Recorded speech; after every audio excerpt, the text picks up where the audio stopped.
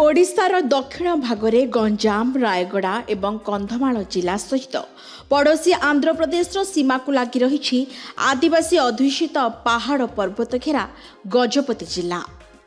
एही जिलाटी निज साहित्य संस्कृति ऐतिह्य एवं परंपरा को नहीं बेस परिचित। स्वतंत्र उत्कल प्रदेश गठनर मुख्य कर्णधारा महाराज कृष्णचंद्र गजपति नारायण देवଙ୍କ नामरे नामित एही जिलाटी किंतु वर्तमान गंजेई चाष पई एक दुर्नाम अर्जन कर सारलानी। जिलार मोहना आर उदयगिरी एवं अड़बा थाना अंचल रे एही गंजेई चाष को बेधड़क भावे करा जाउछि। सुउच्च पर्वत उपरे अधिक लाभवान हेबा आशारे एही नीलजहर चाष को आपणाई नेइछंती दुर्गम अंचल रे बसवास करुथिबा निरीह जनसाधारण।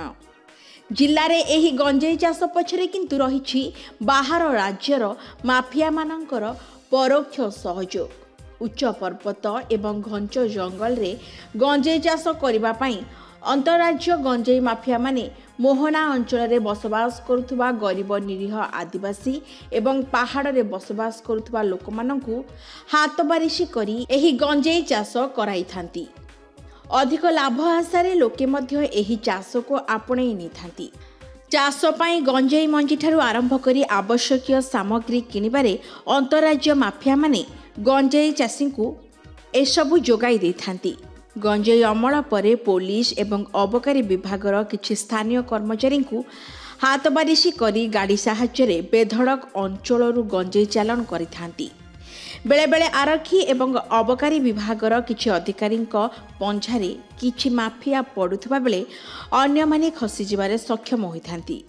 गजपति जिल्लारू चालान हेउथबा गंजेई भांग आदि निशाद्रव्य ब्रह्मपुर एवं राजधानी रे जबत कराजिबार नजर मध्य रहिछि। तेबे एही गंजेई कारबार रे एवं गंजेई सेवन रे वर्तमान युवपीढ़ी सामिल हेबार देखागलानी। शिक्षित बेकार एवं युवगोष्ठी कौनसी कर्म संस्थानर सुजोग न पाई कम समय रे अधिक उपार्जन आशारे एही गंजेई चाष रे लिप्त रहिबा सह गंजेई सेवन मध्य करुछंती।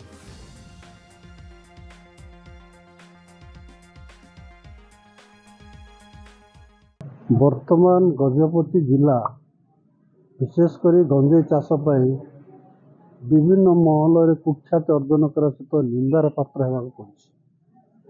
जेहेतु गजपति जिला निगंच पहाड़ पर्वत अंचल एठी विशेषकर पहाड़िया जगह लुकाणिया जगह जोठिकी चाष कले कार मध्य दृश्य न थाए तार सुजोग नहीं कि निरीह सरल आदिवासी अण आदिवासी माने पहाड़ पर्वत रे चाष करती।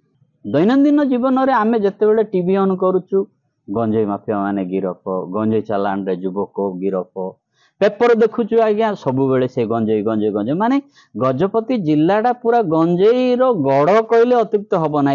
एई अंचलर आदिवासी बा जनसाधारण को मोहरा बनईगिरी से माने प्रलोभित करईगिरी अर्थ अधिकार देखईगिरी एमाने तांकर को बसीभूत हेबा पई बाध्य करंती। जाहारी फल एई गजपति जिलावासी जो माने घाटी पहाड़ एरिया रे जो माने बसवास करुचंती से माने एइटा को चाष करिकि आपणई थांती। देखंतु आमे तो अनेक गणमाध्यम रे सुनुचु कि जे गजपति जिला गंजेई चाष रे गोटे दुर्नाम भावे परिचित हेउचु। किंतु गोटे जिंस एठी मु कहबा को चाहे जे गजपति जिल्ला रे जहाँ भी गंजेई चाष होउची ए अंतरराज्य माफिया मानकर जो माने कि हमर दलित आदिवासी जो माने जंगल एरिया रहउछंती सेमान को सेमाने माने व्यवहार करुछंती चाष करबा पय सेमाने तांको गोटे मोहरा बनाउछंती। जाहारी फल रे आम लोक माने लोभरे कोन जगउछंती सेमाने देखंतु तांकर मंजीठु आरंभ करी जहाँ भी गंजेई चाष पय जहाँ सामग्री आवश्यक होउची ताहा सेमाने जगउछंती। जाहारी फल रे आमर दलित आदिवासी जंगल एरिया रे बसवास करुथिया लोक माने प्रलोभन रे पड़ी जाउछंती। तो किभली चाष करा जाय गंजेई कारबार को नहीं अंचल रे हत्याकांड एवं थाना उपरे आक्रमण हेबार नजिर मध्य रही। गंजेई अभियुक्त को गिरफ करने प्रतिवाद रे 13/9/2022 रे जिलार अड़बा थाना को भांगी रुची चुरमार कर देथिले थाना अंचलर झरणपुर ग्रामवासी। तेबे गंजेई धरपकड़ को नहीं अबकारी विभाग आशानुपात सक्रिय रहुनथिबा बेले पुलिस किंतु ता कार्य जारी रखिछि। ଗଜପତି ଆରକ୍ଷୀ ଅଧୀକ୍ଷକଙ୍କର କାର୍ଯ୍ୟାଳୟରୁ ମିଳିଥିବା ତଥ୍ୟ ଅନୁସାରେ 2021 ମସିହାରେ ଜିଲ୍ଲାର ବିଭିନ୍ନ ଥାନା ଅଞ୍ଚଳରେ 70ଟି ଗଞ୍ଜେଇ ଚୋରାଚାଲାଣ ମାମଲା ହୋଇଥିବା ବେଳେ 16,238 କେଜି 690 ଗ୍ରାମ ଗଞ୍ଜେଇ ଜବତ ହୋଇଛି ଏବଂ 155 ଜଣ ଅଭିଯୁକ୍ତ ଗିରଫ ହୋଇଛନ୍ତି। ସେହିଭଳି 2022ରେ 61ଟି ଗଞ୍ଜେଇ ଚୋରାଚାଲାଣ ମାମଲାରେ 12,437 କେଜି 60 ଗ୍ରାମ ଗଞ୍ଜେଇ ଜବତ ହୋଇଥିବା ବେଳେ 70 ଜଣ ଅଭିଯୁକ୍ତ ଗିରଫ ହୋଇଛନ୍ତି। ସେହିପରି 2023 ମସିହାରେ 62ଟି ମାମଲାରେ 22,299 କେଜି 194 ଗ୍ରାମ ଗଞ୍ଜେଇ ଜବତ ହୋଇଥିବା ବେଳେ 55 ଜଣ ଅଭିଯୁକ୍ତଙ୍କୁ ଗିରଫ କରିବାରେ ସଫଳ ହୋଇଛି ଆରକ୍ଷୀ ବିଭାଗ। ଏପଟେ ଜବତ ଗଞ୍ଜେଇଗୁଡ଼ିକୁ ମାଲଖାନାରେ ରଖାଯିବା ସହିତ କୋର୍ଟଙ୍କ ନିର୍ଦ୍ଦେଶ ପ୍ରକାରେ 2022ର 29ଟି ମାମଲାରେ ଜବତ ହୋଇଥିବା 15,892 କେଜି 86 ଗ୍ରାମ ଏବଂ 2023ରେ 57ଟି ମାମଲାରେ ଜବତ ହୋଇଥିବା 12,339 କେଜି 590 ଗ୍ରାମ ଗଞ୍ଜେଇକୁ ପୋଲିସ ମାଲଖାନାରୁ ବାହାର କରି ନଷ୍ଟ କରାଯାଇଛି। ଏତେ ପରେ ମଧ୍ୟ ମାଫିଆମାନେ ସେମାନଙ୍କର ଗୋଳା ବାଟ ଦେଇ ପୋଲିସକୁ ଚକମା ଦେଖାଇ ଚମ୍ପଟ ମାରିବାରେ ସଫଳ ହେଉଛନ୍ତି।